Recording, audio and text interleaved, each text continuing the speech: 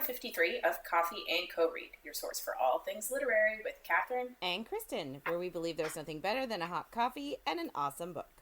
Join us for our virtual book club where we take one book a month and dive into all the drama, adventure, and romance we can find. Hi, Catherine. Hey, Kristen. So, if you have been reading along on this book as you've been listening, in other words, we're finishing the book this week, so technically we're hoping everyone has finished the book. Yes. If you have not, now is the opportunity to skip ahead probably 5 to 7 minutes, just so that you don't get spoilers for the end until we actually talk about the end. So, like, yeah. If you already know what happens at the end, feel free to stick around for this conversation. If you don't know and you want to wait until we talk about it as we've gone through the story, maybe skip ahead this intro conversation because we're discussing the end. Yeah. Okay. Those of you that are still here. Our topic this week is the trope of women with power in books losing that power. And why it happens, and not what we're going to do about it, because there's nothing we can do about it. But it is a common trope, and we're going to, break it down a little bit and talk about how we feel about it. Yeah. So I guess part of this is, we do this podcast, and we don't often talk about the books in between. So, I don't normally text you about the book because I'm like, we're going to talk about it on the podcast. Yes.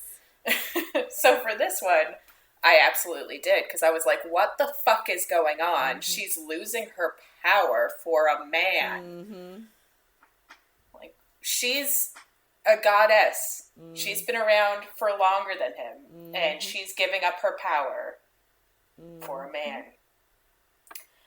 And I guess in general, this does happen in a few books that we have read, and I've never, I can't think of anything off the top of my head, but I've never read a book where the man has given up his power. Can you think of any? Off the top of my head, I mean, the only real thing I can think of is when Harry Potter willingly gives up the Elder Wand. Yeah. But he fixes his own wand that he loves with it, and then he gets rid of it. So it's like...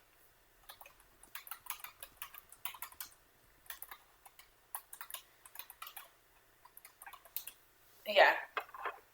I feel like it really hit me in this book, too, because, we've read other books, and, they give it up for the sake of the world. They give it up for the sake of something else. But, yeah, the curse would have sucked if it kept going. But it wouldn't have been the end of the world. Yeah. But she literally gave up all of her power with no thought that she would ever get it back for some dude. And she didn't know she wasn't just going to die. Yeah.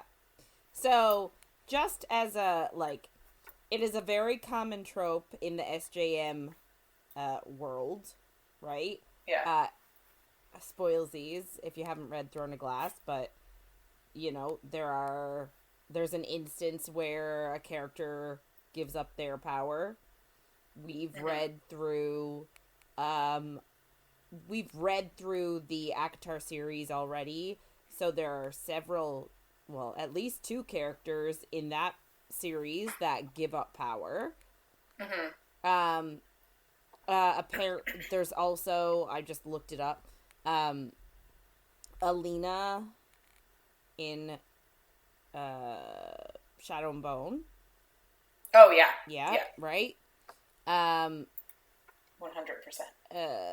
I'm just trying to see if there's more. It's common. Yeah. Right?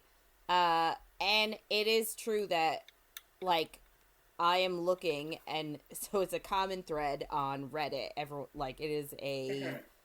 people are mad about it. Yeah. And it's true, like, the men do not deal with that. And it's usually women writing these stories. And, like, I just really thought that this series was different. Because it was almost like last week we talked about how, yes, she talked about how she didn't want to be feared. But also, there was kind of this realization that, like, oh, they respect Wrath, but they fear me. And I was like, oh, we're getting into a conversation about, like, how people treat men and women differently and, like, power. Like, it doesn't matter that their power is pretty much on an equal level. Mm-hmm. They're more afraid of the woman. And then this week, for her to just give up her power, I was like, did we not learn something last week? Like, I don't know. It's a little bit infuriating, to be honest, because you just want, as bad as it sounds, you just want to, like, ask the authors, like, what did this accomplish? Like, it almost feels like, not that it's setting women back or anything like that, but it's almost like reaffirming this idea that women have to be muted in order to get their happy ending. Yeah. Right? Like, women need to be softer, more gentler, less powerful, less abrasive versions of themselves in order to get their happily ever after. Yeah. Right? And that's not necessarily in a personality thing. Like, you know, I am not suggesting that Emilia's personality is going to change at all, but she becomes muted, less terrifying for the subjects of Wrath's kingdom because she loses her power. Yeah. In other words, she herself is muted and has become softer so that her and Wrath can live happily ever after. And it's actually, it's just maybe, and do you know what? I'm honestly wondering, like, if this was a conscious choice. Like, maybe the author consciously made this choice to make us aware of how unfair it is. Could be. Like, for some reason, in my brain, I can't imagine a female writer, like, purposefully being, like, sending that message out. Maybe I'm being naive. Yeah, but I think it's, like, internalized. Like, it's just what has been taught to people kind of thing. Like, I don't think, like, they're actively thinking, oh, we need to take all the power away from women. But I don't know. And, like, I guess there are more books in this world. Maybe there's more to it. Maybe something will come back with it. I don't know. Like, obviously specific thing that happens, but, like, the dagger takes her power. So, like, what happens with the dagger? Is something like, if the dagger breaks, does she get her power back? Like, I don't know. So, yeah, I think it's internalized in people because it is wild that it's always women that are doing it. Yeah. And, like, if you do look at Sarah J. Maas, like, the main male character and actor has more power than anyone in any of her series. But 3 women throughout her series have given up their power because they can't be too powerful. So it's just, like, why? Yeah. So something I read interesting in it's like a blog or it's a blog that I read. Someone said that, like, when women are giving up the power, the male always the love interest gets something out of it. Mm-hmm. Right? So, like, for example, in Shadow and Bone, loses her power, and that's what Mal wanted all along. Wanted her to be normal. Didn't really want her to have the magic. Nesta... I think he almost was dying, too, or something. It's been a while since I read that book, but it, like, brought him back to life, her getting rid of her power. Nesta loses it, but, she can now have kids with Cassie, and she changed her reproductive system. Fuck me. I don't know if we want to mention the Kingdom of Ash one, just because we haven't done that book yet. Yeah. Is there something that he gets, though? Spoiler alert, please skip, 20, 30 seconds. Right. Aelin loses her power, and she becomes a Fae immortal. Right? Like, Rowan gets her for life. But she was going to settle anyway. But that was coming from Maeve. We don't know that Maeve was telling the truth.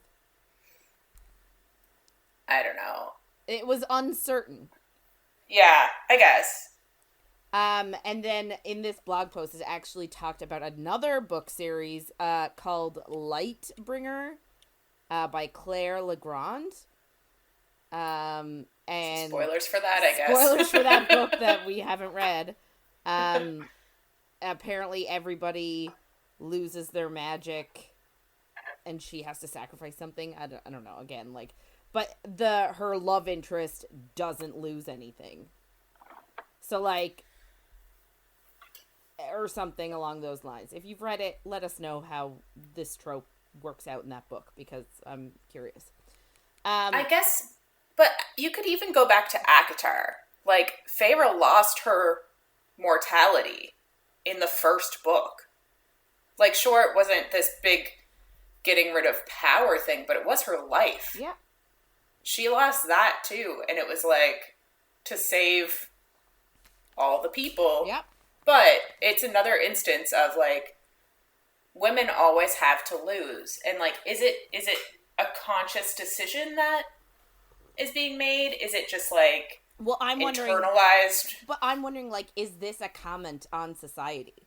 Is this a commentary that these women authors... Because, I can't imagine, and maybe you're right, maybe it's just an unconscious thing, but I can't imagine these strong women writers would be like, you know what I want to do? I want to show all the women out there that read my books that you can't be more powerful than your love interest. You know what I mean? Yeah. And, even Amryn. Amryn gave up her power. Yeah. She got in that cauldron to save the world, and now she's... Yeah. a muted version of herself. Mm-hmm. So... it makes me... it makes me not want... How do I explain this? Romance novels are supposed to be escapism, and, not that, obviously, we're talking about fantasy, too. Yeah. So, romantasy. And, I know there's more to it, but those relationships are, the pedestal of relationships, and it's I don't want to have to give up something giant of myself when I get into a relationship. I don't want that in my life.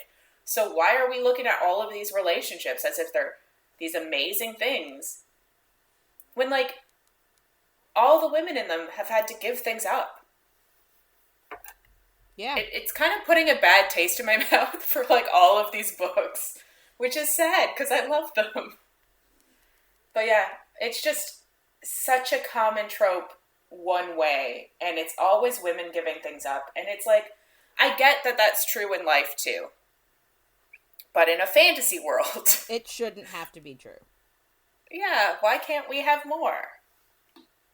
And, not even getting into... Sorry, I just even thought of, a kind of other example. It's not super on point. There's no giving up power. But, just this idea of women having to sacrifice. But, in the Hunger Games, who sacrifices, their entire family, their way of life, for everyone else? It's just this idea of women's sacrifice, whereas the man doesn't have to sacrifice. Yeah. And I do get that, yes, we are reading predominantly books written about women, so it's going to be their stories. But at this time in the world and the way everything is right now, Yeah. it's just too much. Yeah. So, Well, it's true. Like, unfortunately, we are living in a political climate right now that wants to see women's rights, not rights per se, but like well, some of some them. of women's rights restricted, right? Women and non-binary people, like, yeah. So it's just unfortunate that we are surrounded by it, and then it's almost being reinforced in our fiction that, you know, It's the way it yeah, is. like, as in, you should accept that this is how it is. You'll get a man that loves you. And, like, you don't even... Congratulations. Yeah. So, anyway. Yeah. Bit of a depressing note to start on, but, like, we kind of had to bring it up because it is depressing. Yeah. Yeah. So yeah, just a heads up. This is not a spoiler-free zone. Obviously, we just did 5 million spoilers. Yeah. We did spoilers to a series we haven't even read. Sorry. And things... Well, I don't even know what the spoiler was. I don't even remember the name of the book, so it's fine. Good. And things might get saucy. Oh, God. That pisses me off, too. Anyway. Oh, yeah. Yes, yep. We'll get there. We're gonna get there, and we have feelings.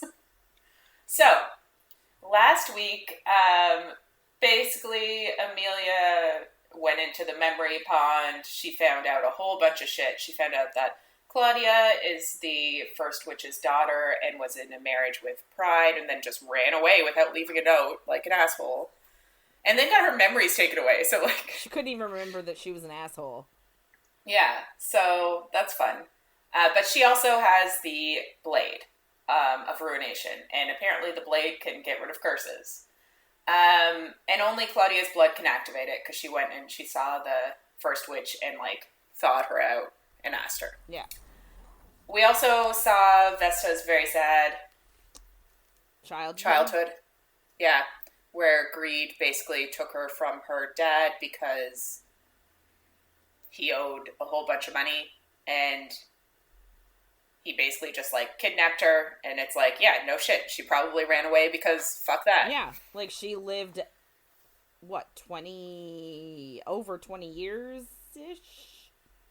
Yeah. Around, like, with greed in his court, and I guess she had enough. Yeah, and I guess we're kind of making the assumption that greed wanted her because she could affect people's emotions. Yeah, but, like, can't he do that? He can make them feel greed, I guess. But, like, it seems odd that he was like, ooh, I need that set of skills, and then got her. Because, Yeah. like, is there something else she can do? Not as far as I know. And, like, So, yeah. and, like, what kind of emotions does he want to manipulate? If it's not greed, like, what does he want people to feel happy when they're gambling their money away? I don't know. Is that what it is? Maybe. Okay. Yeah. Great. And we also see the first witch cursing Wrath from her point of view in the well. Mm-hmm. And we get that it's the curse is for 6 days, 6 months, but the opposite. 6 years, 6 months, 6 days. And we only have 1 day left. Of course. Jesus Christ. And Wrath basically tells her there's 1 day left, and she's like, let's just have a whole bunch of sex, and then I'll go deal with it. Like, what? Okay. So it ends that they had sex. Great. So this week we're doing chapters 24 to 31, which is the end. So I guess they're done with their sex. And Emilia summons Domenico, and he's annoyed, but she tells him, like, if he kills her, she can't bring him back. No. Those aren't the right words at all. What is wrong with me? She says if she kills him, she can't bring him back like her sister. And the gate is still locked by the Star Witches, so to get to the Shifting Isles, like, he's the only way that she can get there. But she basically just threatens him, and he's like, fine, I'll take you. Okay?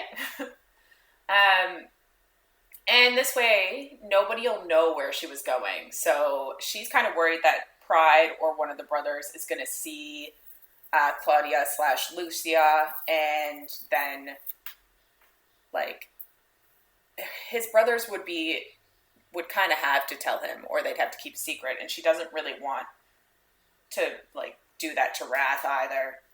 And she does wonder then if, like, Pride was growing those weeds that knock out princes that happened in the last book, and training his army because he has been searching for Lucia or something.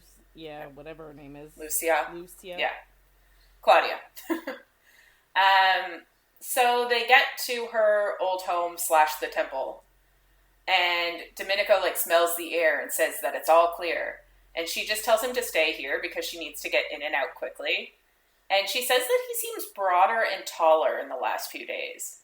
And I thought that was going to be something, but it doesn't come up. And he tells her he's not going to lie to Vittoria, but she didn't tell him where she's going anyway, so she's not overly worried about that.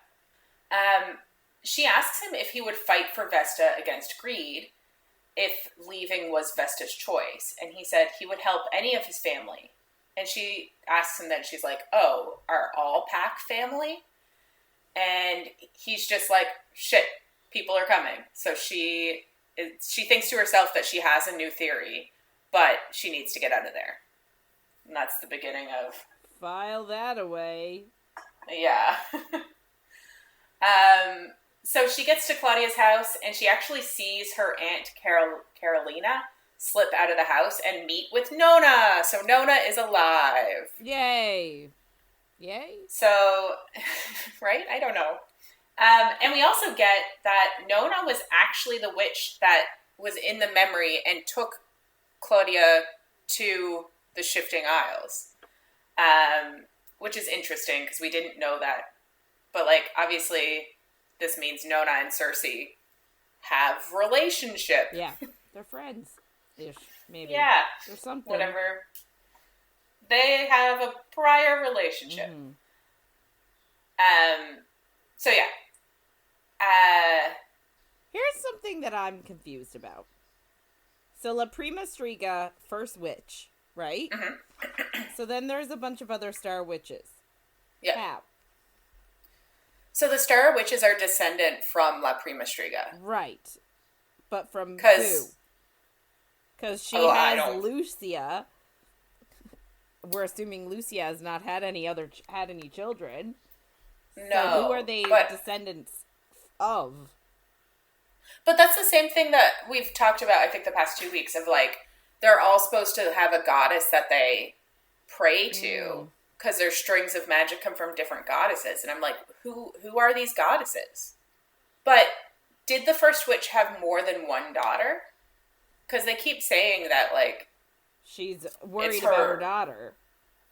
Yeah. And she seems to put a lot of energy into this one person. It's her oldest daughter, and she's the start of the Star Witches, I think we got during the memory last week. But I don't know. Did she have kids and then give them up? Like, because that would be awful. She's like, oh, I want to forget my entire past, including any kids I had.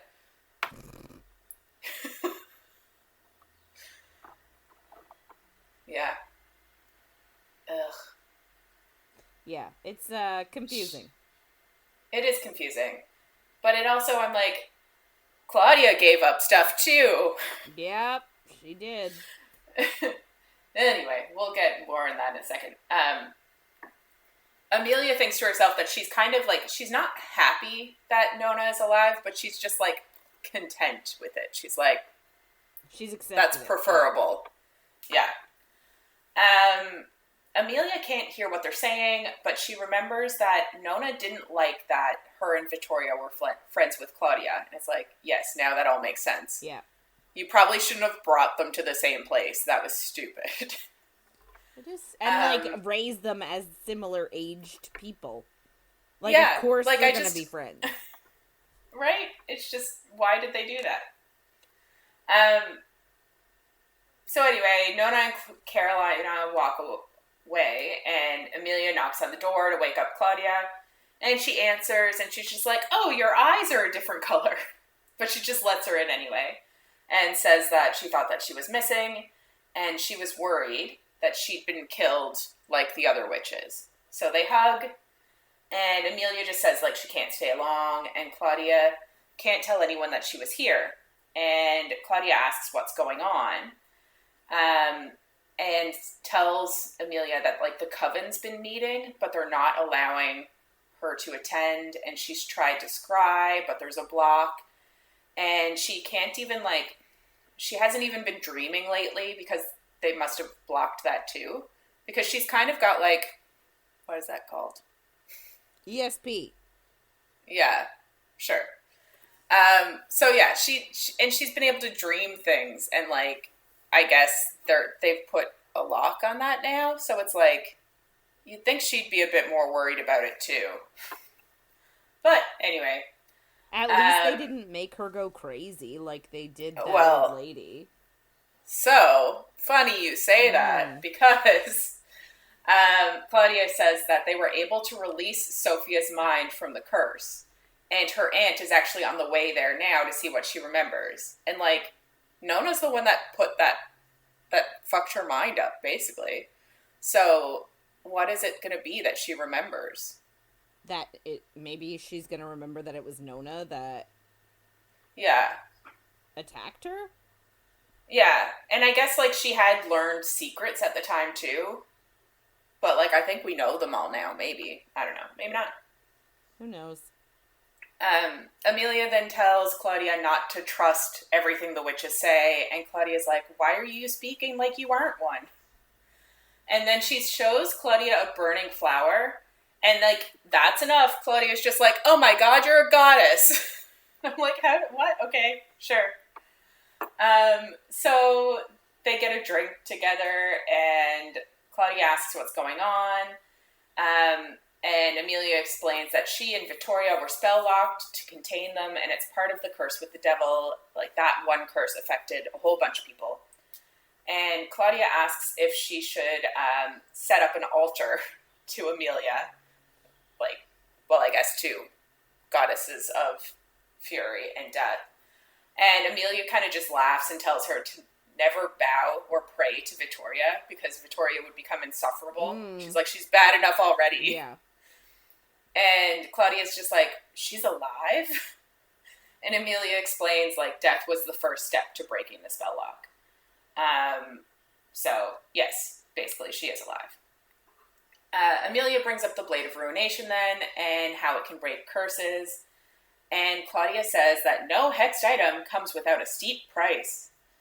And Emilia asks Claudia to activate it for her. And Claudia doesn't want to.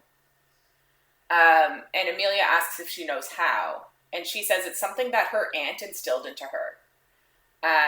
But she's just worried about the price. And Emilia says she'll pay anything. And I was like, is this just not going to work? Like, is this going to be a lie? Like, did they teach her the wrong thing? Because they were...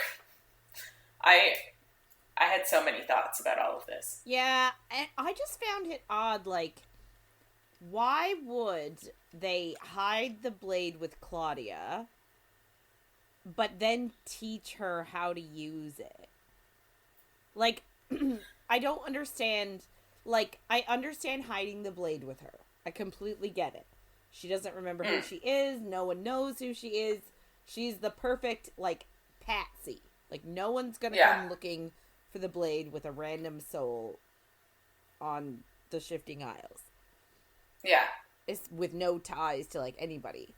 But, like, why would you then teach her how to use it? Because, like, I think if anyone did then capture her and be like, how do I use it? She'd be like, oh, this is how. Like, instead of her being like, I don't know.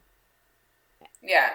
I think the point of it, though, was like the first witch gave it to her for protection because they knew that Pride would not stop looking for her.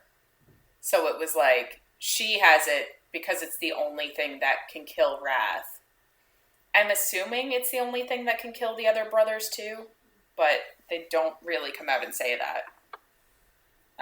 But Wrath was the one looking for her, so it makes sense.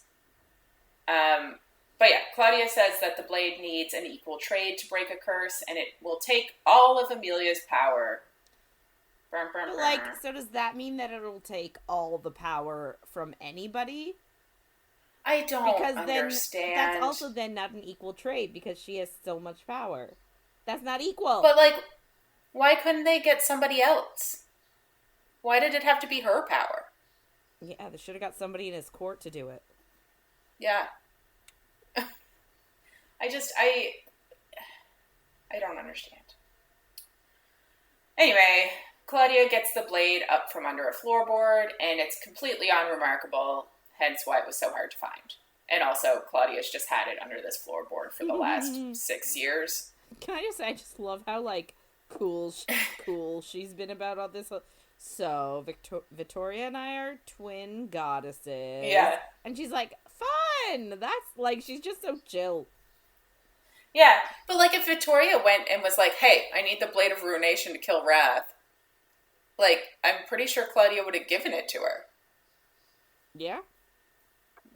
Based on how cool she's being here and, like, growing up her entire life hearing that the wicked are awful. Mm-hmm. Yeah. Anyway. So Claudia tells her she needs to willingly activate it, so like Claudia does, and then the cursed one needs to willingly stab Emilia. Great. Yeah. So Emilia's like, oh, I'm kind of worried Wrath won't want to do that. And it's like, obviously. And she's a little bit worried about what's going to happen to her. And I'm like, you need to be worried more. What the fuck?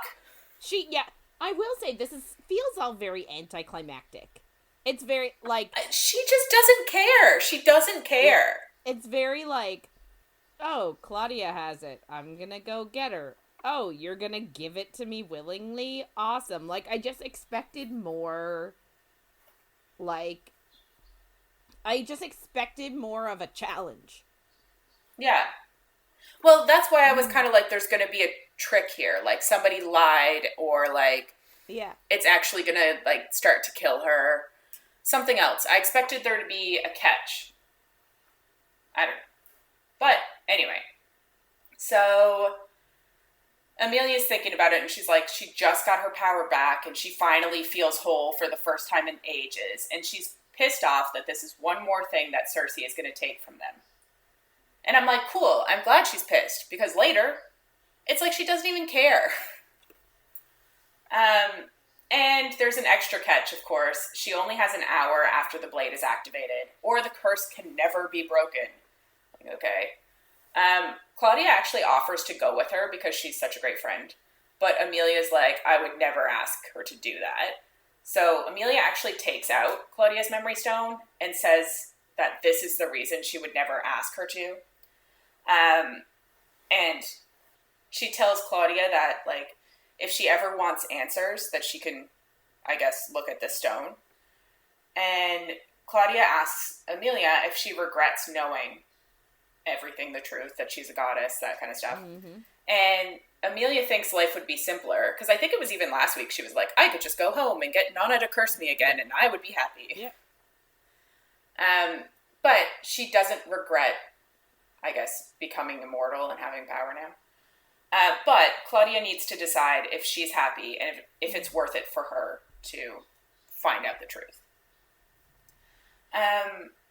Claudia then says that, like, she's had nightmares of a man she loved, and it always ends with, like, one of them pulling the other one's hearts out, or her pulling her own heart out. And you're like, okay, that's something. And she thanks Emilia for the choice and for her friendship. And she says that she's sure they'll get into trouble in the future. And I'm like, interesting. Is that going to be in one of the books? And then she activates the blade by cutting herself and then cuts Emilia. And that, like, starts the clock, I guess, of 1 hour. So, obviously... So you need, like, so much just to get this blade going. Yeah, and then you only have an hour. Yeah. But, like, based on that conversation, at some point in one of the next series, like, Claudia's going to get her memories back and come back. Like, that's my assumption. I am interested, I think, to read them. I just need to take a break after this book because it pissed me off. Yeah, I do have, I think, the first book in the next series. I think Throne of the Fallen, maybe? Mm-hmm. But I haven't read it yet. Yeah. I keep saying that it's you know, one of those books on my TBR, and I just never get a chance to read anything on my TBR, so. Yeah, that's fair. And, like, I'm super interested because, like, obviously a lot happens at the end of this book, and there's clearly threads that can be, like, talked about in another book, so I am interested in it. Yeah. So, obviously she goes back home. We don't really get that. It's kind of a time jump. And Wrath is just like, no. We're like, yeah, this is what we expected. Yeah. But... She tells him it's her choice to give up her magic, but he says it's his choice not to stab his wife. And I'm like, yeah, you know what? You're right. And I'm like, I don't know. I can't believe she convinces him. It seems so easy. But that's She's just able to convince him. This entire last section feels very, like, where's the climax? Yeah. You know what I mean? Like, yeah. Like, where is it? There's no more challenge, it feels. Mm-hmm. Yeah. So they go back and forth again, and he's like, do you actually believe Cersei's telling the truth? And I was like, ooh, that'd be funny if she wasn't. But she's just like, well, you've all said that the blade can break curses, so it makes sense. And she trusts her source. So Claudia, but she won't tell Wrath who it is because she doesn't want him to have to lie to Pride about it. Yeah. She tells him that when she summoned him OG the first time in the first book, he told her that... Hang on now. I just remembered something. Yeah. Last week, did Emilia not say to Wrath something along the lines of, like, she found out what she needed to, but she was unhappy because it meant hurting her friend? Yeah. Because she would have to go and, like, reveal her past, and then she doesn't reveal anything about Claudia's past. So, like, she didn't hurt her friend at all. Yeah. Great. Okay. Yeah, because we talked about it last week a tiny bit, because we were like, but she doesn't need to reveal the past. She just needs to ask her friend for something. Yeah. Ask her friend for that's exactly the dagger, and that's what she does, and she doesn't say anything to Claudia about her past. I guess she lets her know that she had one and that she wanted to. I guess. But, like, she didn't even really need to do that. She gave her the choice, sure, but, like, she didn't need to do that much. If I was her, I would have immediately looked at it. I have no self-control. Yeah. You're like, interesting, what's this? So she tells Wrath that when she summoned him in book 1, he told her that one day she would call him Death. So he had to know that this was a possibility and not to turn soft now. Like, you're literally asking him to potentially kill you. Like, that's not cool. And she says that when she stabbed him, she hated it, but she needed to.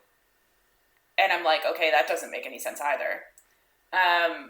And she doesn't want to only bring vengeance and hate. She wants to right a terrible wrong, so the curse. So, like, this is her big thing in this book. And, like, I kind of get it, but I don't think she should have to give up every piece of herself for it. But her whole thing is, like, she wants there to be some peace.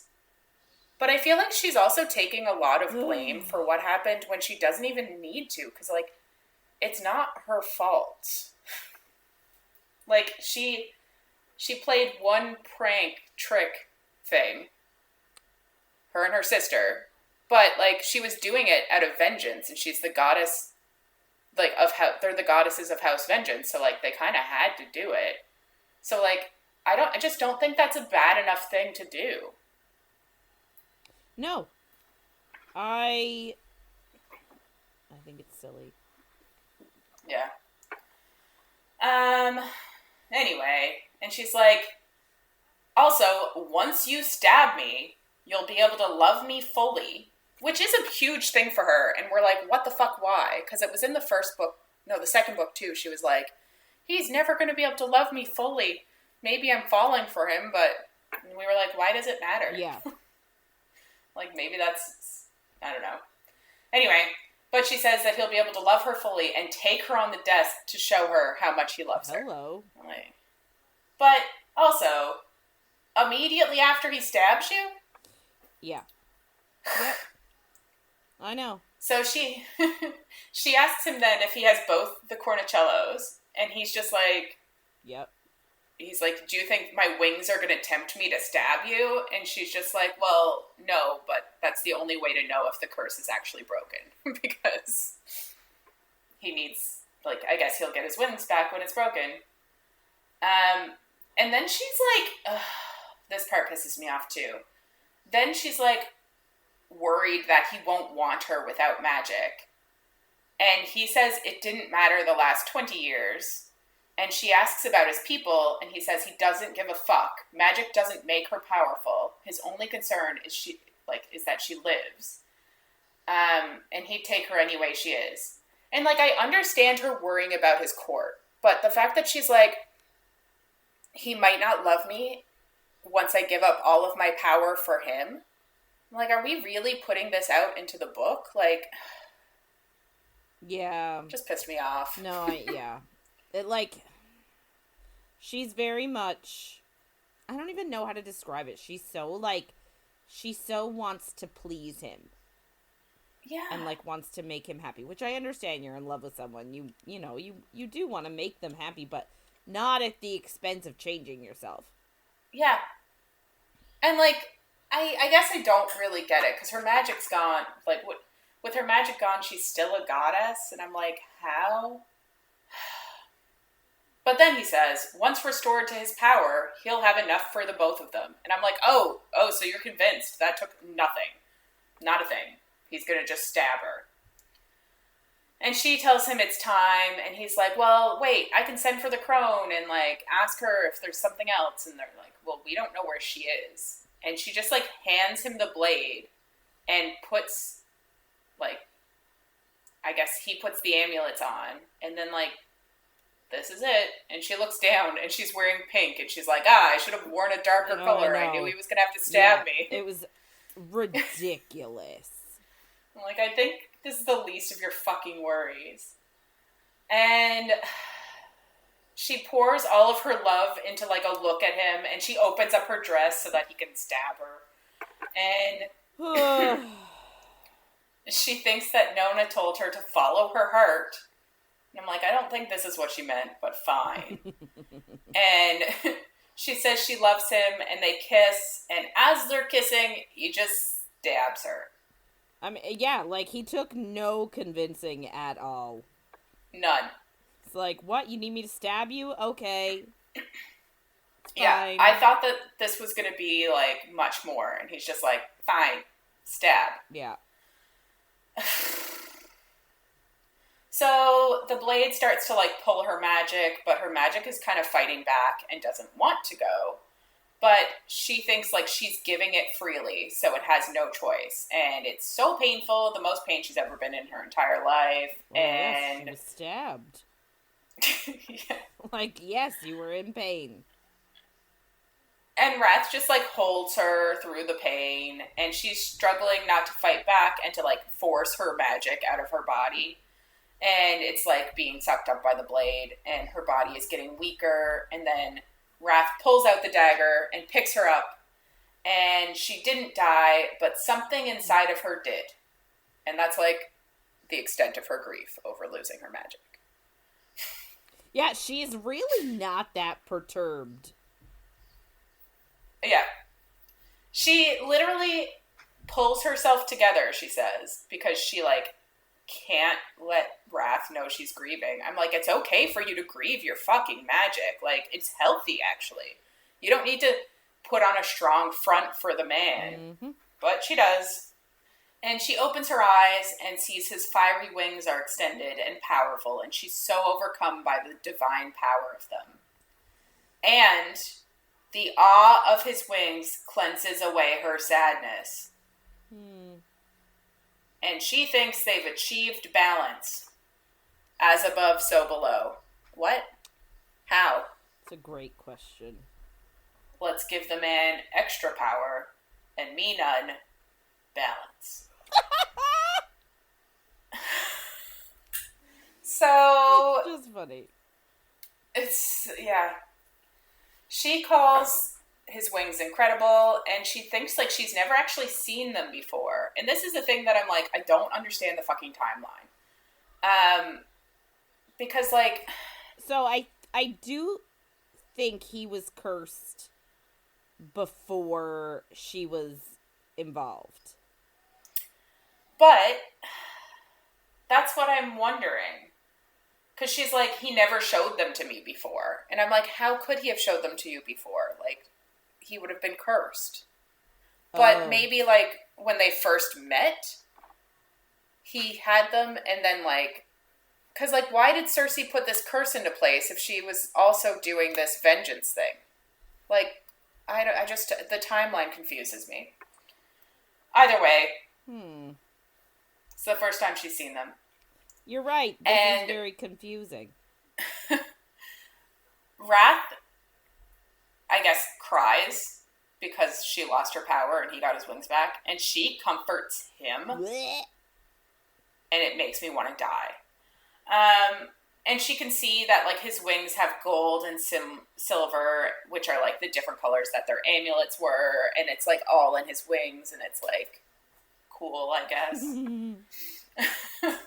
She's drawn to his wings and she reaches out to touch them, but then she pulls back because she's worried that they'll burn her because she doesn't have magic anymore. And she kind of has like a moment where she feels lost, but she's happy about what she did. And Wrath tells her that she can touch them, he can control them, and he wouldn't hurt her, so they'll just feel warm. Cool. Sure. So she touches the wings, and they feel like her magic. I'm like, interesting. And she asks him about the ebony wings that are in his throne room. And he says that he had the stained glass changed to what he last saw when I guess they were taken. So they, like, turned black as they were taken from him and turned into the cornicellos. Interesting. Yeah, and I'm like... So, like... It's just funny to think that it's been 6 years. I guess that's a while. But it's also funny to be like... And he, like, contracted somebody to change the stained glass to the black wings because, like... It's just so... Why would you do that? But fine. That's a choice.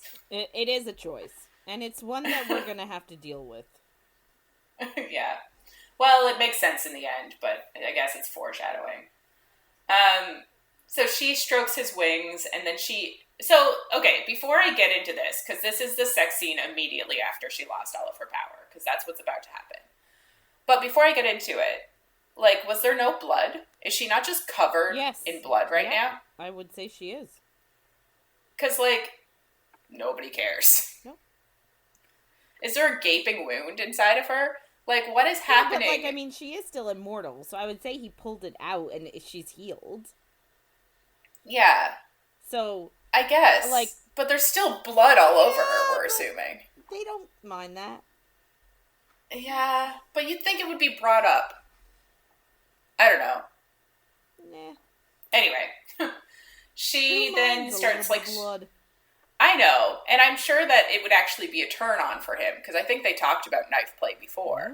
But we're just completely ignoring it, and we're ignoring that she lost all of her magic. So she strokes his wings, and then she feels the sensation of a feather on her spine, and he says he has another power back now, because he got his wings back, and strokes... Yeah, and strokes like invisible feathers down her neck and collarbone to her wound. Never mind, we brought it up. I guess her wound is actively healing. And then to her nipples, because of course, and then to her hip and thigh. And he says it isn't just lust that has this kind of power. Oh, God. But, like, instead of these being her manifested desire, this is his. And he walks her backwards and pins her arms and, like, spreads his wings, and he asks if she wants to see the sinful things he can do with them. I mean... And she's just, like, starts fantasizing about how they can have sex flying, and she's, like, happy about it. And I'm just here like, okay, cool. You gave up all your magic, and now you can have sex in the air. Good job. Congratulations. Like, right? I'm like, I disagree. So they're in his library. I don't think I said that before, but she sees the shackles in the ceiling, and he says he can't tell what she's thinking, but he can feel her emotions. And obviously, they're going to play with those at some point. Yep. And he drives her wild with need and, like, says to tell him she wants him, because I guess that's him being considerate about the fact that she just was stabbed. He's, like, asking. I don't know, man. So he calls her his queen and his wife and his love, and it's the first time he's used the L word. And then he's just like starts going at her, and she says, I want you, Samael, and he unleashes his magic and, like, teases her with his feathers, and, like, there's one on her boobs, and there's one on her vagina, and I'm like, what the fuck is going on? Why? Okay. It's wild. And he kisses her, and pleasure rockets through her using his feathers as fingers of ecstasy. Good, great. Yeah. And the love is heightened, and it's so much more than just the feelings. It's the love, too. And I'm like, fine. And then he flies them to his desk and lays her on it and pulls off his pants, and he, like, pulls up her dress. And he pushes in, and he says he loves her.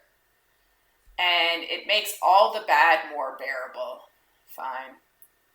And he pulls back to look at her, and she can tell that he's kind of, like, waiting for the curse to pull her away. He's still afraid that, like, it's not real.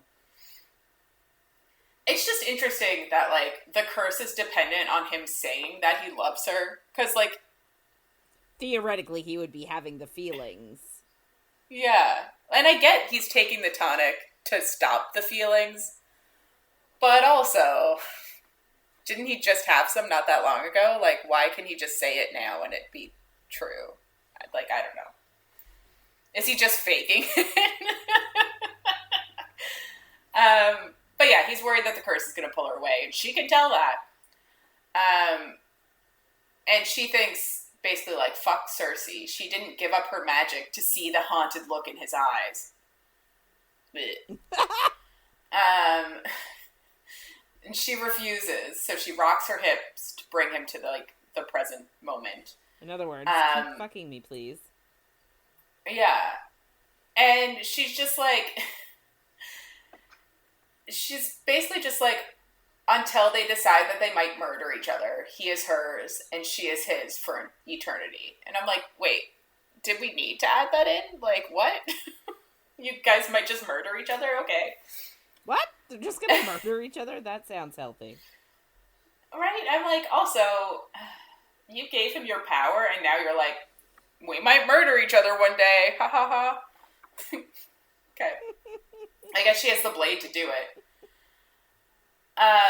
So she asks him to say it again and just, like, can tell that he's hesitant and he's afraid of losing her. And she tells him that she's still here and they're all right. And he says, I love you. And she says it back. And And she says now that it's settled to show her all his new tricks and to take her on every surface and wall in this chamber. I mean, why not? Yeah.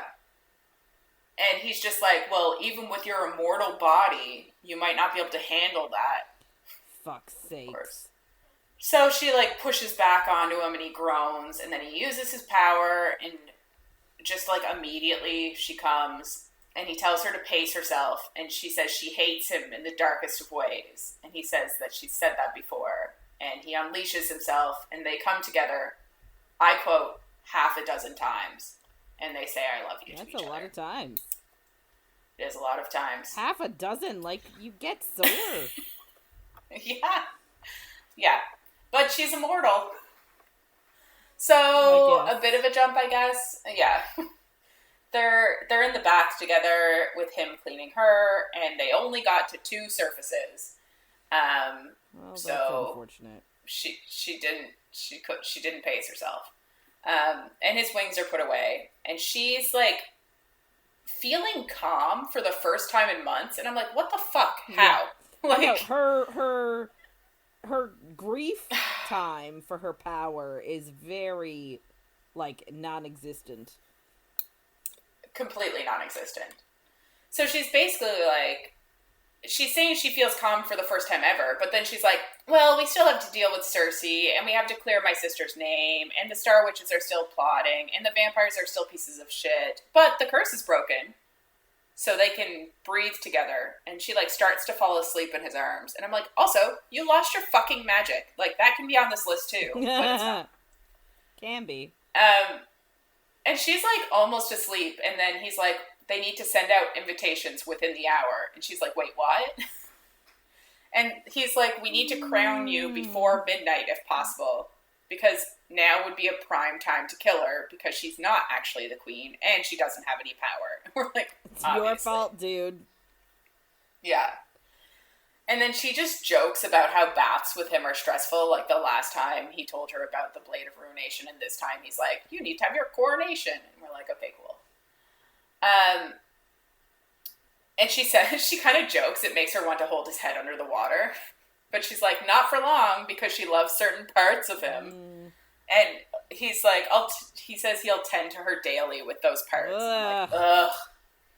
Can we have a for real conversation about how you lost your fucking magic? No. I'm pissed that she doesn't grieve it. I'm so pissed that, like, we don't get any moments of her actually grieving it. Yeah, no, we don't. Like, she's like, a part of her died. Yeah, and there's, like, a passing moment when she's, like, kind of upset, but, like... Yeah. Not enough. No. Like, she had an hour to internalize that it was going to happen, then lost her power, and we're just like, yeah, cool. It's fine. My man's happy. Yeah.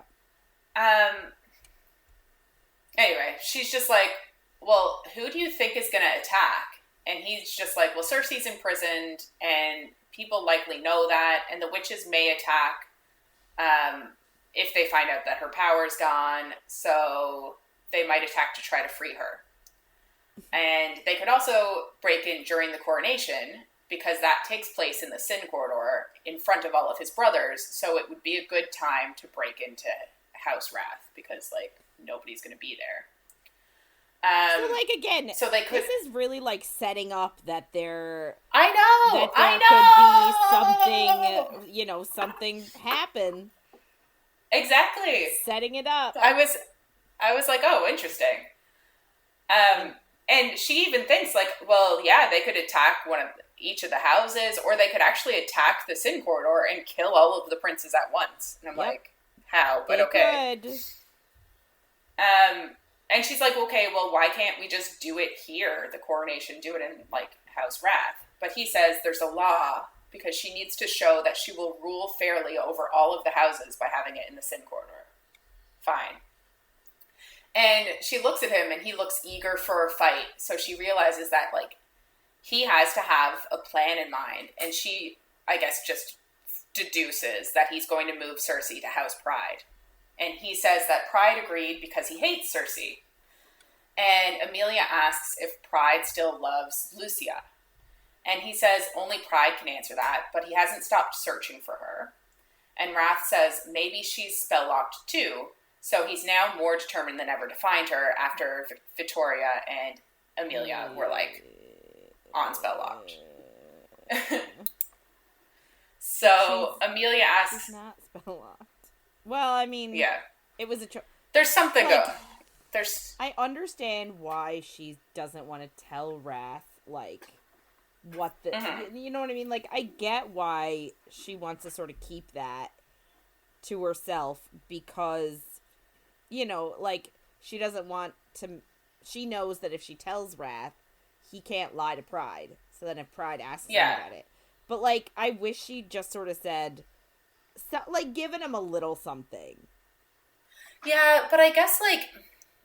I feel like he should know. Like, it's kind of obvious. She only knew, like, 2 people. One of them were Claudia. But, like, she also didn't tell him that Lucia... Like, she just said, I need to talk to the witch, to the La Prima Strega. Yeah. She didn't say it had anything to do with Lucia. No, that's true. I think that, like, these questions, plus her being like, I need to hurt a friend, like, you can kind of, I don't know. And she's like, I trust my source. Anyway. I think he could probably put it together. But maybe he can't. But anyway, she asks if Pride ever loved her, or if, like, it was pride and ego, since it was, like, I guess Lucia's job was to, like, raise witches to keep the princes in line as, like, the star witches. Mm-hmm. So, like, did he just go after her because of that, like, conquering that kind of thing? And Wrath says that Pride has dalliances, but, like, he's never proposed or spent more than one night with anyone since Lucia. And she asks if Pride slept with Vittoria, and he says Vittoria is the only other being who matches Pride in every way, but he doesn't think that they did. And I'm like, I don't really know where this is going now. Yeah, it's very much like, I think it's definitely trying to set stuff up for the future. Like, yeah. For future books. But at the same time, it's like, is it gonna be is it gonna come out? I guess I don't know where they're gonna go. Like, are they gonna go with Vittoria and Pride, or are they gonna go with Lucia and Pride? Yeah, and is it, like, setting up a love triangle? Yeah. Because I don't like fuck that. I don't want a love triangle at this juncture of my life. No. Too old for it. So, and the thing that doesn't really make sense to me is, so even Wrath says now that, like, Pride was trying to work on his marriage at that point, but Lucia had, like, distanced herself. And, like, we got in her point of view that she just didn't tell him that she didn't want him sleeping with other people. Yeah. Well, because I think it was more, too, that, like, she didn't want to change him. Because in her mind, that was who he was. Yeah, which is, like, fair, because she got into the relationship knowing it, and, like, I understand where she's coming from. But they just didn't have a conversation. They didn't even, like... No, and they got married. Yeah. So, Wrath actually, like, says that Pride and Lucia were too different, and maybe if he had met Vittoria first... And I'm like, that seems wild. Why are we throwing Vittoria into this now? Like, I don't think Vittoria would be fine with him sleeping around either. Unless she was, I guess. But, like, I feel like she would get furious. But anyway, whatever, not the point. It just seems odd. But it doesn't matter now until Pride knows what happened to Lucia, because he's loyal. I'm like, okay. And... Emilia asks if Lucia asked him to stop having dalliances, if he would have, and he says he thinks he had stopped by then. So, like, she didn't even ask him to. He possibly did stop, and then she just left without a note. It's like, what the fuck is going on? I don't know.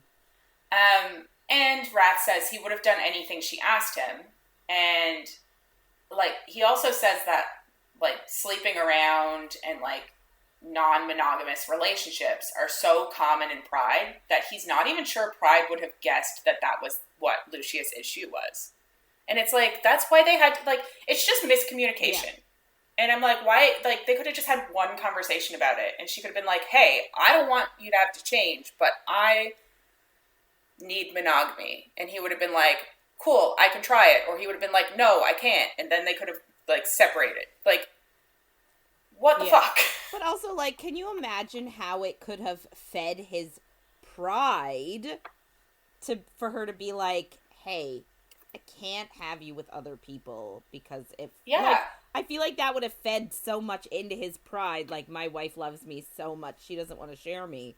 That, like, it really could have solved all their issues. But I feel like she also sort of, like, listened to her mother too much. Like, her mother was like, you know he won't change. You know he's going to keep sitting around, blah, blah. It's almost like she was like, oh, she's right. That's true. Yeah. And she felt very insecure anyway, obviously. Which, like, I guess... I just can't imagine... I don't know. I guess maybe they did have a conversation in the beginning, and she was like, yeah, I'm fine with it. And then she felt like she wasn't, which, like, things change. That's fine. But you need to have constant communication for relationships to work. Anyway, Emilia asks if that's how he feels, like that non-monogamy lifestyle. And he says he's satisfied with his wife. And she's like, good answer. And Wrath actually says, like, he thought that Lucia was dead until he found Emilia, but that Pride actually has a dungeon with grimoires and, like, searching bloodlines for Lucia's magic, like, all this time. So he's, like, never given up on finding her. So I guess we kind of get, like, back in book 1, Wrath was searching for the descendants of the Star Witches, hoping to find Lucia. So, like, he was looking for Pride's wife, in a way. Vittoria was looking for the Star Witches because of the lock, and Wrath was there because of Lucia. So that's kind of how everything came together, I guess. She realizes the curse took Wrath's wings, but it also locked Pride in the 7 circles. And Wrath tells her, like, it took something from each prince. We just don't know what it took.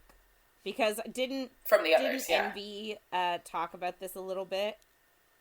A tiny bit, about how he was pissed at him, because basically. He lost something, but we don't know what it is. Yeah. So, basically, Pride set aside, Wrath said, he set aside his sin, so he set aside his pride, and actually told Wrath what he had lost, because Wrath had lost Emilia, so he was hoping that they could find both Emilia and Lucia, kind of, like, work together. And obviously Pride couldn't leave, so he couldn't do it himself. Oh, so that's why there was that thing that they spoke about, like, like, Pride's looking for a wife. Yeah. So I guess Emilia thinks, like, Claudia made the decision before the curse, and it's still her choice, because, like, she has the thingy now. She has the memory now. And she wonders what would have happened if they just talked. like I do. He then asks if she's all right. And he asks about her magic, and she's like, oh, it sucks. Yeah. But she says, she, like, skips over it, basically, and just says that she wants to help his brothers, too. And he says that she's helped them already, and that the rest is up to them. And he says, standing back is often the most difficult part. It's like, good sentence, but also, fuck off. He asks her then if she actually wants to become queen. And she thinks about it, which I appreciate. Like, she actually uses her brain for a second. For the first time? Yeah. And she says she wants to stand beside him, and she wants to shoulder the burden and become a united force with him. So that is what she wants. Thank God. And she says she may not... Yeah. Can you imagine? No, I don't really want that. I just gave up all my magic, and I just want to be your consort. She says she may not wield the power of fury, but she still rules over it, and is happy to join his house. And I'm like, wait, what? Okay. And that it feels right. And she asks if they need to send the invitations right now or if she has time, and then she rides him. Time for more sex. Yeah, there's always time. And then there's a page in the book of the invitation to the coronation in the Sin Quarter. Lovely. I love how they're just like, we're going to do it right now. Who needs to prepare? It's insane. Nobody. So, we have a little bit of a time jump, I guess. Like, they've had sex again, I'm assuming. And then there's, they're in Wrath's dungeon, and Pride is taking possession of Cersei. And Wrath warns him. Ooh, sexy.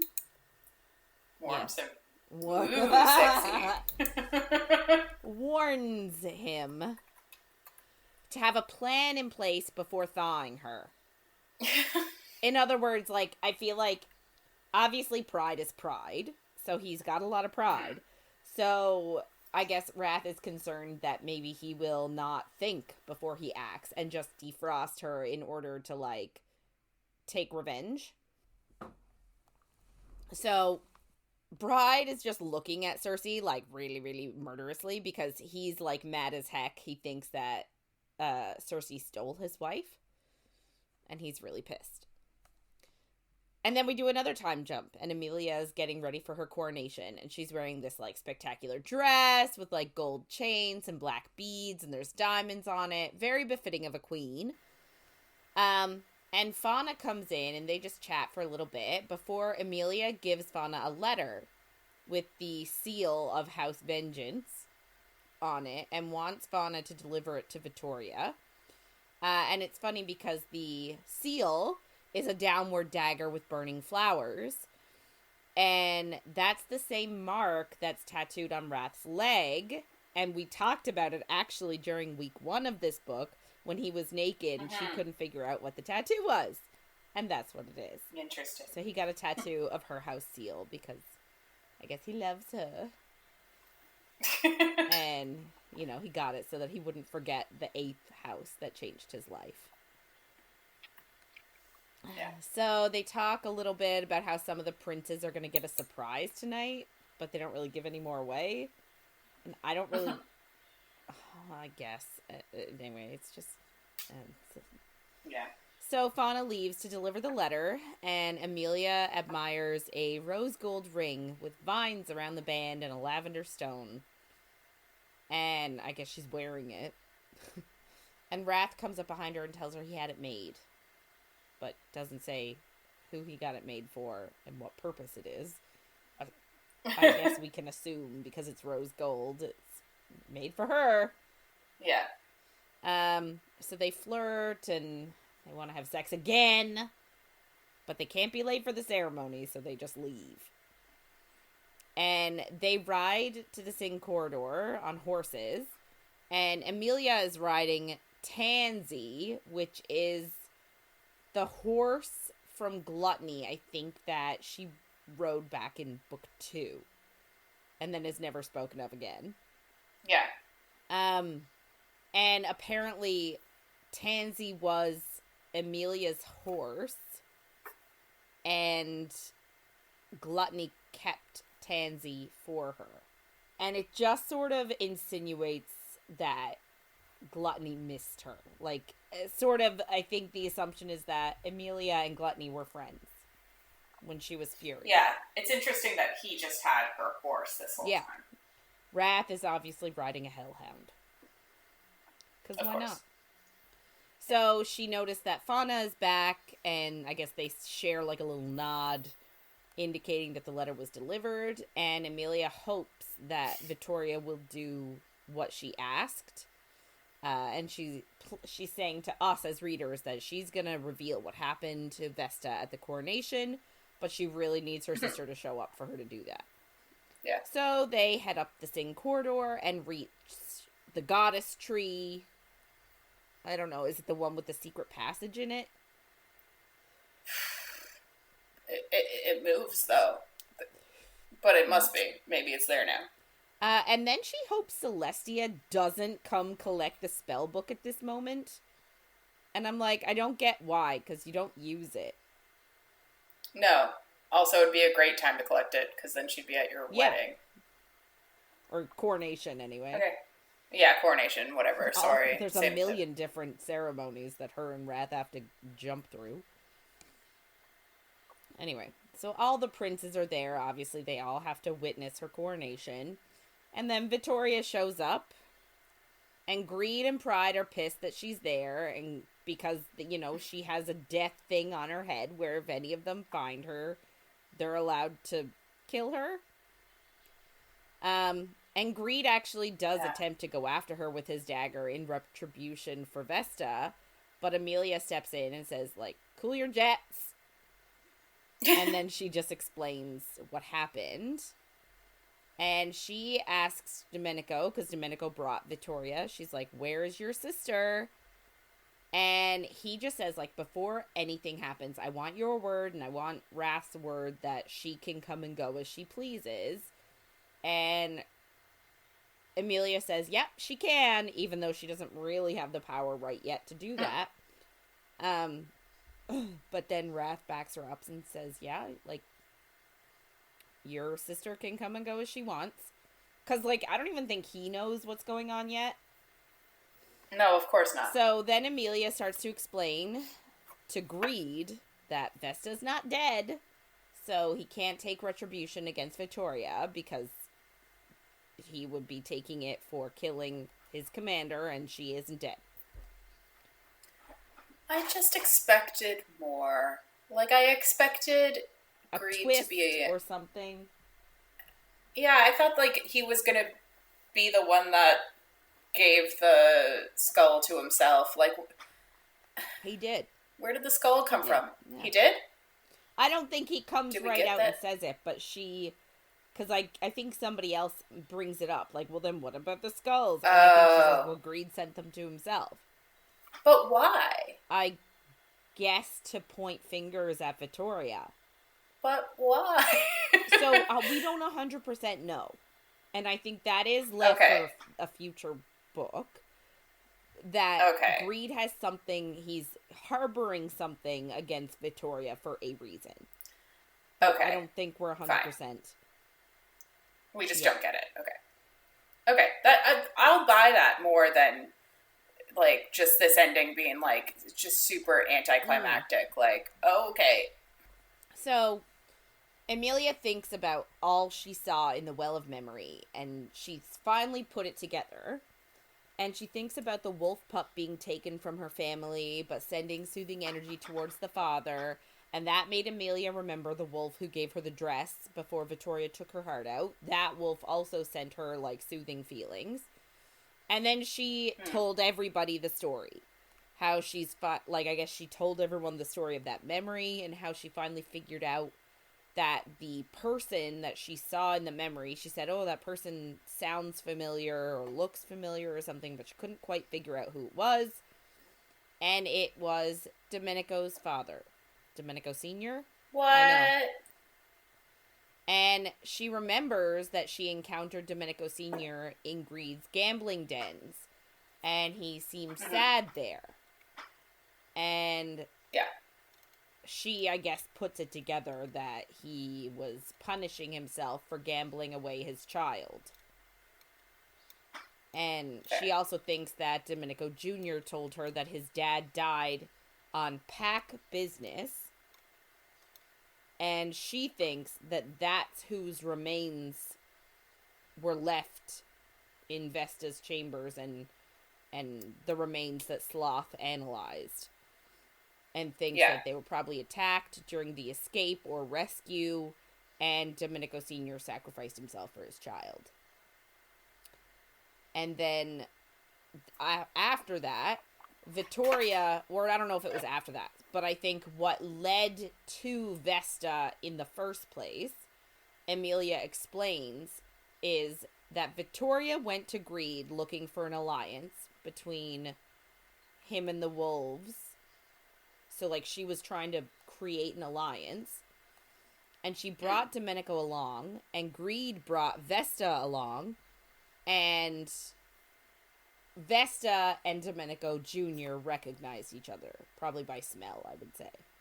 Yeah. And then Emilia asks Domenico to get Marcella. So he does. So Marcella was the wolf that went with Vittoria to the vampires. So he goes and gets her, and she looks on alert, but it is recognizably like her. It's / Vesta. And she just tells Greed that he will pay for what he did to them one day. And he is like baffled. He's shocked. He's like, I gave you a home. I gave you a title. And she's like, dude, you kidnapped me from my family. Like, that's not cool. Yeah. And she just asks if she can leave. And Greed wants to interject and be like, no, you're a member of my court. You're, like, under me. You're like, no. But... I'm gonna kidnap you back. But Vittoria and Emilia come between them and, like, say, yes, go ahead. And Emilia asks Wrath to lift the blood retribution from Vittoria because, obviously, nobody is dead. Well, Domenico Sr. is dead, but they don't care about that. Not even a little and bit. It doesn't seem like Domenico Jr. or Marcella / Vesta also care.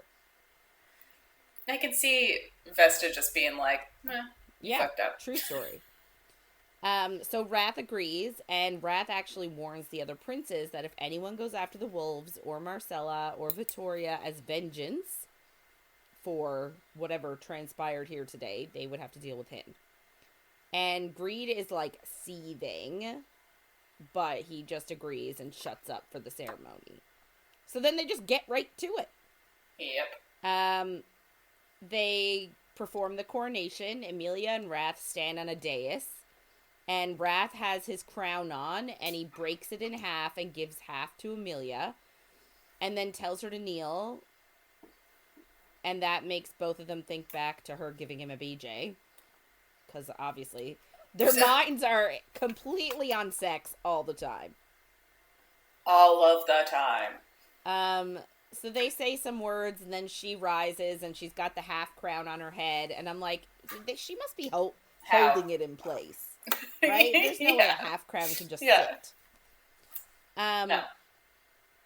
All the brothers and Vittoria give a blessing from each house by offering a drop of blood.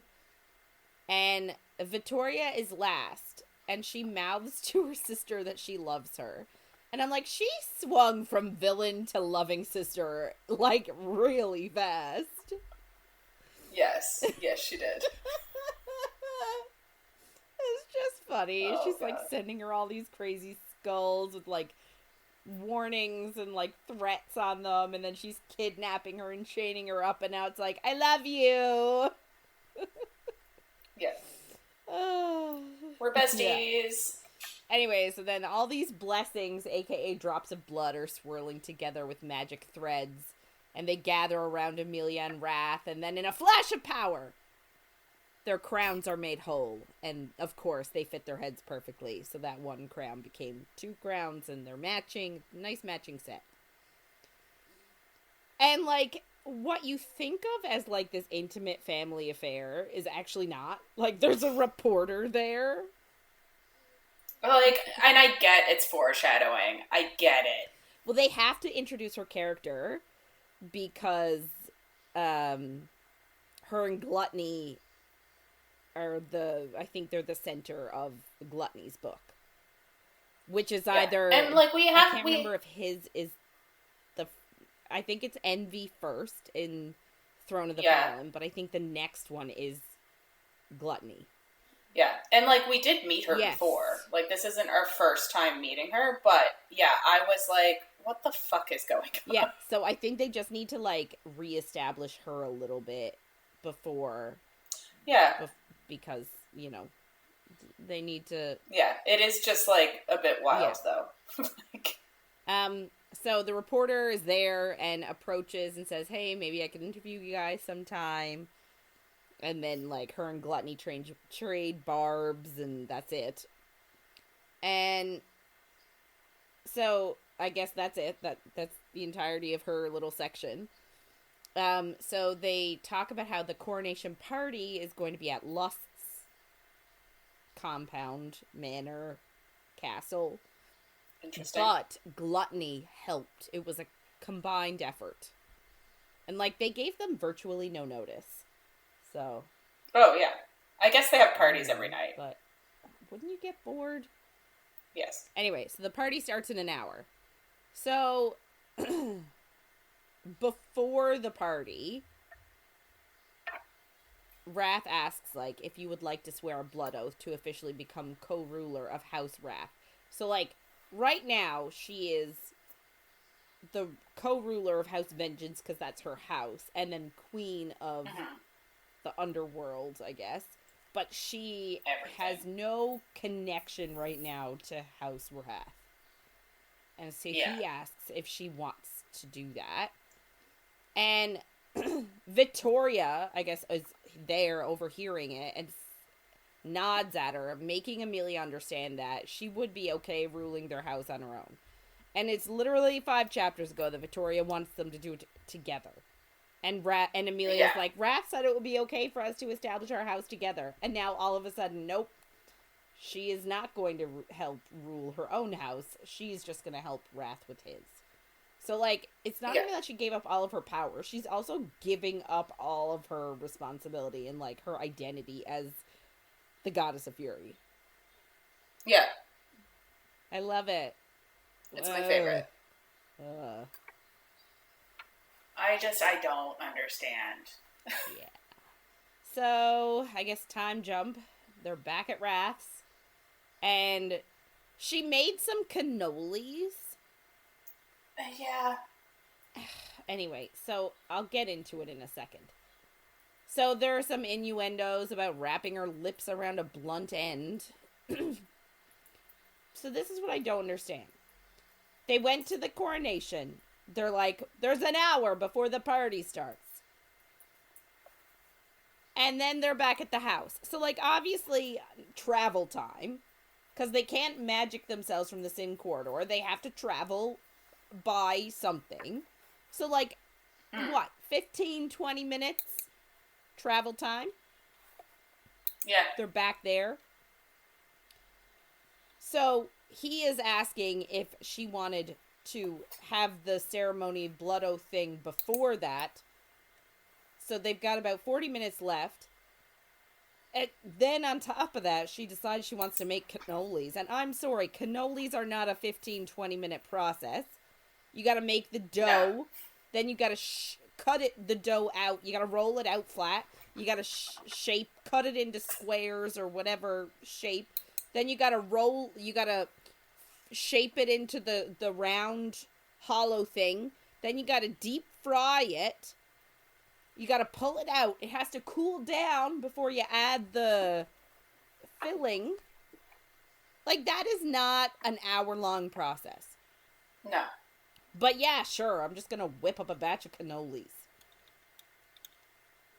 She loves baking. She loves the kitchen. At least she didn't lose that part of herself. The part that is actually the stereotype woman in a kitchen. She doesn't even need to eat, does she? Like, I don't know. I don't know if they need to. Because Wrath was like, I don't, yeah, but before he met her, he was like, I don't eat. And then she gave him a cannoli, and he was like, this is the best thing I've ever had in my entire life. But, I mean, they must eat. They have banquets at the balls. Maybe his issue was that he doesn't like human. He was like, oh, you're gross human stuff. But we've never heard them talk about their kind of food. Other than that one meal where the guy was insinuating that he wanted to eat her out. And then Wrath just exploded him. Sorry, not the point. I'm just annoyed. Anyway, so they're eating cannolis. Like, how long have they been home? How late are they for the party? And Wrath... Maybe she just made the, like, stuff, the inside stuff. Maybe she didn't make the shells. Where are you getting shells? It's not a grocery store. Well, yeah, they don't have... I don't know. Anyway, so... Wrath stares at her, eating her blunt thing, and wants to have sexy times against the table. So he just licks her out. And then they go to the party. They're like, hey, before we go to this party, want to swear a blood oath? Yeah, sure. And then they just don't. So that's fun. So they get to the party, and it's in full swing. And it's a lust party. And apparently sex is everywhere, but it's tasteful. And apparently that makes it different from Gluttony's party, which is just a little bit more, like, indulgent, we'll say. Yeah. So Emilia spies, like, this outer section, and it's a bit more scandalous, and everyone is wearing masks, but her and Wrath don't go out there. And Lust comes over, and him and Wrath start trading barbs. So Envy offers Emilia a drink and an escape from the two bros broing out. And then her and Envy have a little chat. And this is sort of like the ending of a book, right? Where she has to have her, like, moment with all the characters and, like... Mm-hmm. So, I guess Envy and Emilia chat, realize they don't hate each other anymore. So, like, they're like, oh my god, are we friends now? And they're just both sort of horrified about it. Then Vittoria comes in, and she looks amazing. And Emilia's like, oh, if anybody can reestablish our house, it's her. So, like, not that she... Like, it's just a little upset. It's like, oh, I don't even need to help. She can do it all by herself. Yeah. Yeah. And she's already so alone. Yeah. Like, it's wild. So then Pride approaches Emilia and tells her he hopes she knows what she's doing, since Vittoria loves stirring up trouble, and like, oh, I hope you know what you're doing, including her in our lives.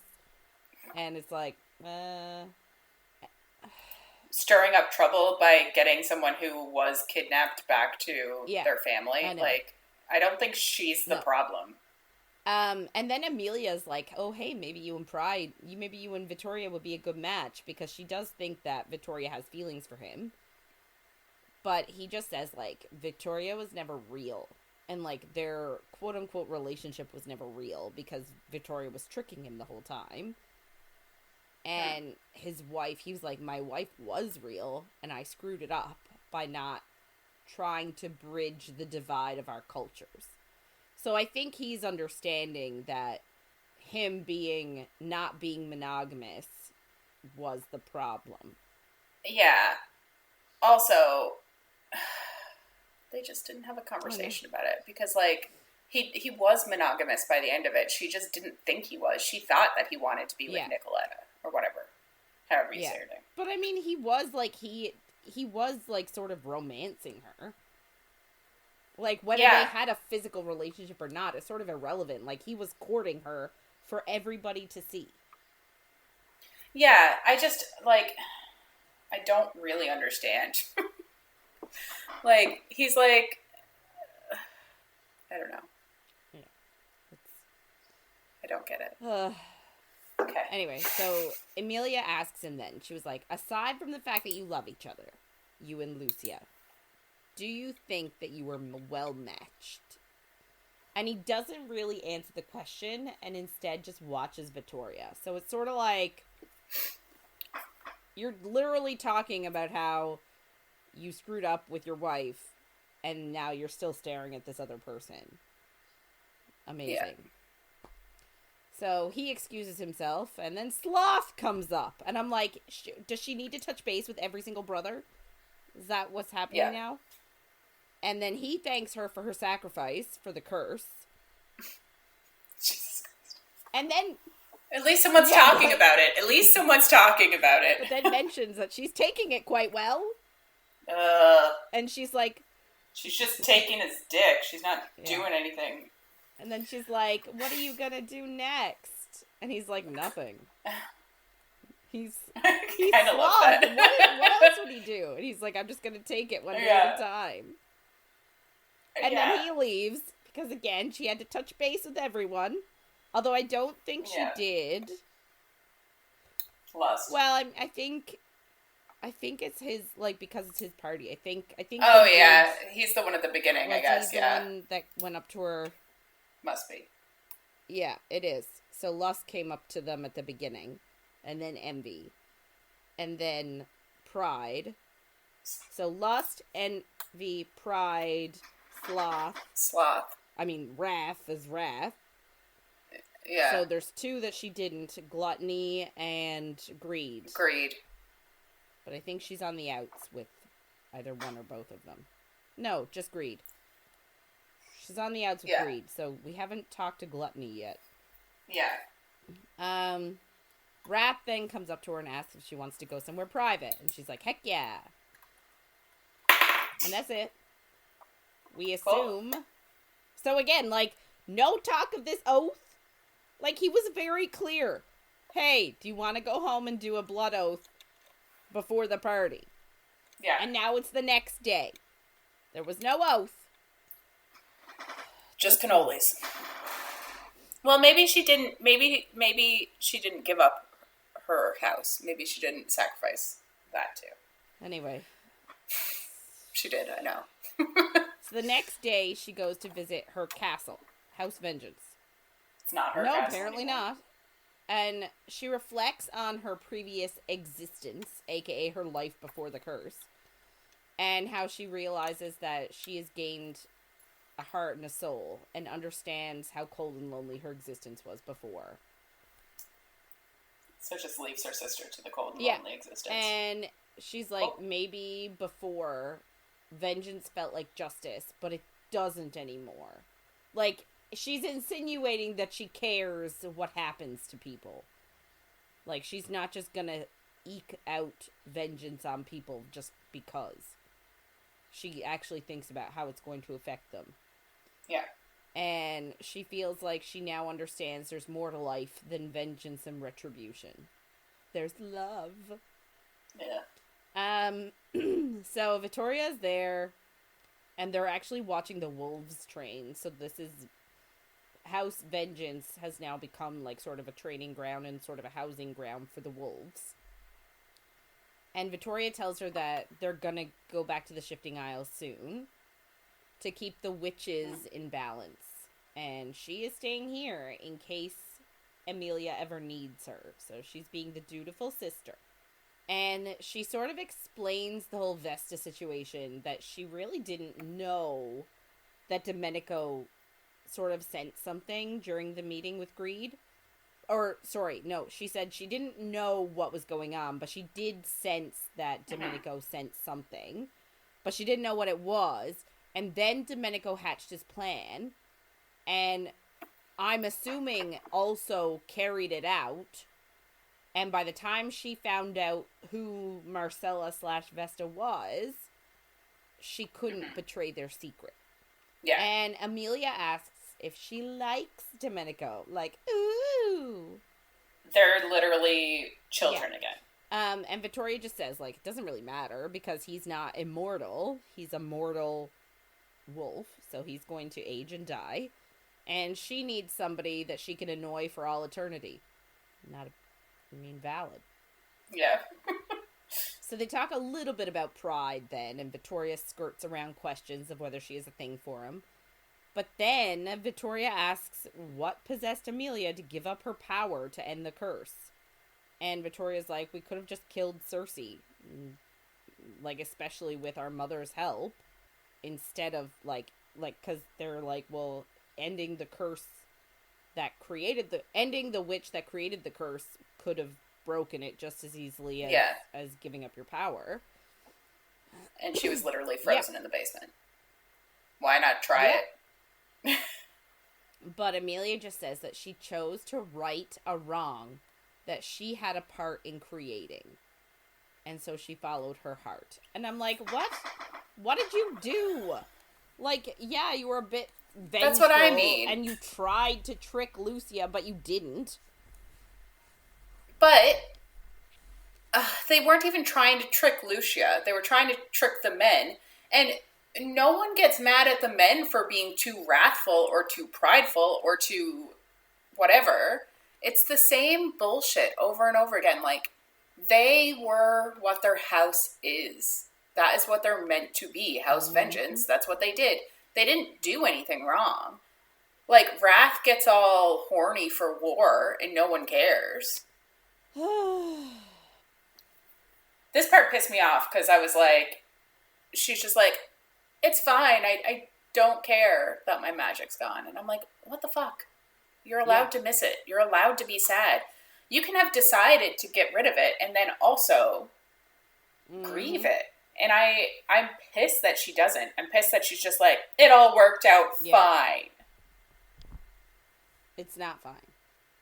Anyway, she also says that she can live without magic, but she can't live without everything else that she loved, and she is choosing happiness over fear. So I guess she's saying she chooses to be happy instead of being feared by everyone else for her immense power. Yeah. I hate it. So Vittoria tells her that she's truly happy for her then and will be there if she ever needs her. So. Sweet. Time jump. Now we're having Wrath and Emilia's bonding ceremony, I guess, where she declares herself to House Wrath. I don't know. So many fucking ceremonies. Like I don't know if this is... They needed to do that oath thing with in the first book, she binds them together, and essentially this is them getting married, and all they need to do is have sex to cement it. But now, all of a sudden, there's more. Of course. So it is sort of like a wedding. He's wearing a black suit, and she's wearing a pearl gown and an ear, and Fauna are there as the witnesses. And then we sort of get Wrath explaining his behavior at the beginning of the first book, because he really acted like he hated her guts. And he tells her that when he finally saw her again, he hated her because seeing her made all the memories of her come flooding back. And I didn't really get this, because the curse made him forget her, which I don't really get. No. But he was looking... I thought we established that he was looking for her. No, he was looking for Lucia, because that was his, guess. But why then would they put also them on the shifting aisles? were looking for both of them. Why put them on the shifting aisles and be like, oh, it's harder for them to find them? He was looking for both of them. I don't... So, like, wouldn't he already know his memory? Maybe it means he knew who she was, but forgot what she, like, looked like or something. Like, I don't. And does she look different now because she was shoved into the body of a baby? Like, I don't know. Or a baby's heart was shoved into her. Still don't know. Anyway, he also said that he realized the curse wasn't broken. And I'm like, I thought you knew that the curse wasn't broken. Anyway, so he was upset because she acted afraid of him, and she became one of the witches that cursed him. So he was like, well, I'm going to leave her alone. But then they were in the temple, and, like, he hadn't left her alone before then. Like, they were working together at that point when they were in the temple together. And she called him by his true name that she just pulled out of thin air. And he thought maybe part of her did remember him, so he started to hope. And he wanted a partner, an equal, someone to walk through hell with, and someone unafraid to challenge him. So then he said the bonding words, like, so they're joined at the wrists by a vine. And he says that when the bond is accepted by both parties, they share all things in life. So he accepts the bond and gives his heart, soul, and power to her, and the vines around his wrist sink into his skin. And then she goes next, and her vows talk about how important she found his need for letting her figure stuff out at her own speed, and that he respected her boundaries. I'm like, this is why you love him? Because he lets you figure your own shit out and respects boundaries? That's enough? And stabbed you. Then she says the same bonding words that he says, and the vines sink into her skin, and now they have another tattoo each, which I actually do really like. We love tattoos. That's our downfall. So they kiss, and then Wrath has a smile. So, like, is this her being co-ruler of House Wrath now? Is that what this is? I don't understand. I don't either. I think they're bonded to each other. This is also not a blood oath. So they kiss, and Wrath has, like, this, like, secret smile. and asks if she remembers when he said they share everything. And I'm like, well, he just said it, so she probably does. And he says some sort of spell in angelic language, and he tells her, as above, so below, and that they are equals now, his ice to her fire. But she's like, dude, I don't have fire anymore. Stop bringing it up. And then she notices his wings, which were like out and on fire the whole time during the ceremony, start to go out and drain and just turn black. And like, she is freaking out. And then his wings snuff out, and she feels this fluttering in her center where her magic once lived. And once his wings are completely snuffed out, she feels a well of magic again. And he tells her what's his is hers, and tells her to call on her power. So she does, and it's her power, the rose gold flowers, not Wrath's gold and white power. And like, she's crying because he gave up his wings for her. But he assures her that he didn't. Like, he still has his wings, and he does. And he had more than enough magic to share with her. So, you know. She got it back. But, like, we don't know if it's the same amount. Like, is her well... Like, can she still do the same things that she did before? Or is it, like, a Kingdom of Ash moment? I don't remember Kingdom of Ash well enough to... understand this reference. I'm not going to talk about it. But, that's fair. But yeah, I guess, yeah. I don't know. She's got her magic back. Yeah. Great. Because of his benevolence. He didn't have to do this. He could have kept it all for himself. This just shows how much he loves her. He wants to share with her. He is bestowing power on her because he is the man and he provides for his woman. Oh my god. Actually kill me. Yeah. So, Anir and Fana leave, and Wrath then magics them to the library, where he's had manacles installed for sex. Woo! Yeah. And then they tease each other a bit, and then he ties her up. And she thinks that now is the time for actions and not words. Because that was his big thing in the first book. Oh, he was all about actions and not saying anything. And she thanks the goddess that Wrath is hers. The end. I don't even care that she gets her magic back. I'm so pissed. Oh, God. Yeah. I didn't need her to lose her magic. No.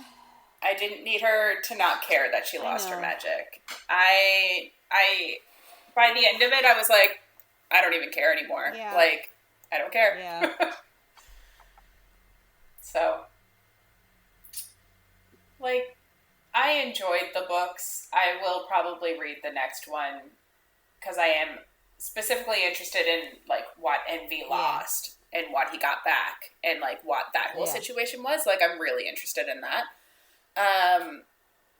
But I'm also like, that was unnecessary. Yeah, and I will say that, like, I hyped up this book a lot. And I do, my big thing was finding out that she was a goddess. That was my big, like, oh my god. Yeah. That, like, I think that twist sort of made the book for me. Yeah, that makes sense. Like, she had the power. But, I sort of agree with the whole, like, when I read that the first time around that she lost her magic, I was like, oh, fucking bullshit. Yeah. I guess knowing it is gonna come back, I might not hate it so much. Like, if I were to read it a second time. But I was just, like, done with it after she lost her magic, after she lost it. So, like, obviously then I was just like, and then immediately they had sex. Like, immediately. That's literally what I texted you. I was like, she gave up her fucking magic. And I was like, but they're having sex now, so everything's fine. It's like, oh, you just traumatized yourself and gave up an unlimited well of power within you that you've always had. But sex makes it all better. Like, they're horn dogs for each other. I just think that there was so much more they could have done. Like, Wrath could be having panic attacks in the night thinking about stabbing his wife. Like, there was so much more that they could do about this whole situation. Like, she could be actually grieving the loss of her magic. And, like, he could be like, we'll find a way to get your magic back. And they could work with the blade to try to figure out how to get the magic out of the blade. Like, I just feel like there were so many options. But, like, this is sort of why, and I will say, so, like, this seems very traditional and appropriate, right? This is, and I know we talked how Sarah J. Maas, like, does do this trope a lot. But this sort of thing, what you're talking about, makes me appreciate her writing more because, like, Emilia lost her power, which is a traumatic moment. Wrath had to stab her. That's a traumatic moment. And yet, both of them were just happy because they had each other. Whereas SJM doesn't do that, right? Like, it's like, I go through something traumatic. Yeah, I still have the person I love, but I'm allowed to still be traumatized and react to what happened. That's why I appreciate her writing so much, is because she is not afraid to be like, yeah, you can find your person, but stuff still affects you. Not everything is okay. Yeah. In Akamath. Where is it in the rest of it, though? Like, I guess one of them we haven't seen anything, but, like, there wasn't a whole lot of grief in TOG either. There was no time for it. Oh, but, like, really, I feel like she worked through her life trauma throughout the series. Oh, yeah. But for losing a giant part of herself. End, yes. Yeah. But, like, I also feel like she struggled with that. She struggled with that about, like, I don't think, it was a part of her, but I don't think she loved that part of her as much as other people. You know what I mean? Like, she struggled with it her whole life and just wanted to be normal for a really long time. Yeah, but then she, like, finally accepted it and then it was gone. It's like, I think, yes, she definitely does deal with trauma in her books. But there are, and, like, maybe we'll get more. I don't know. Like, is there going to be another book in Nesta's point of view where she, like, I guess she didn't like her power either. No. Kind of thing. So it's like, oh, it's fine that she lost it. I don't know. Yeah.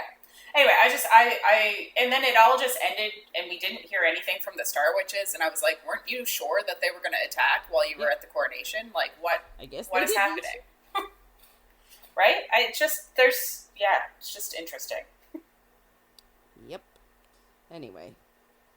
So, that wraps up another series. I feel like, in the grand scheme, though, I feel like actually the Throne of the Fallen and the Throne of the whatever, I think those books are actually more popular.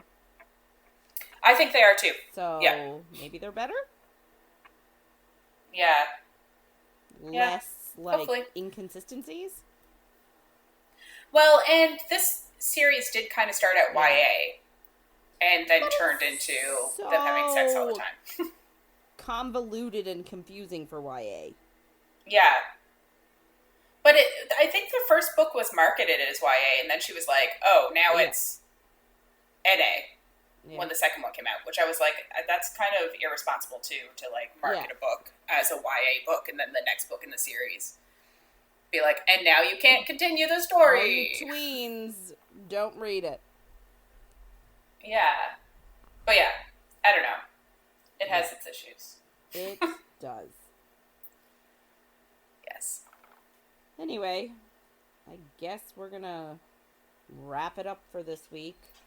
If you want to get in touch with us and share your thoughts on anything you heard in this episode, or any of our episodes, or about this book, or this series, Or if you have any suggestions for us on books to read next, please reach out to us by email at coffeeandcoread@gmail.com or on Instagram or Facebook at Coffee and Co Read and coffee.coread on TikTok.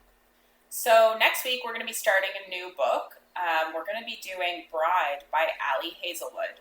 So we're going to do the prologue to chapter 6. So make sure to follow along, and if you're enjoying our chats, don't forget to follow, rate, and review wherever you get our content. Thanks for listening, everyone, and we'll see you on the next page.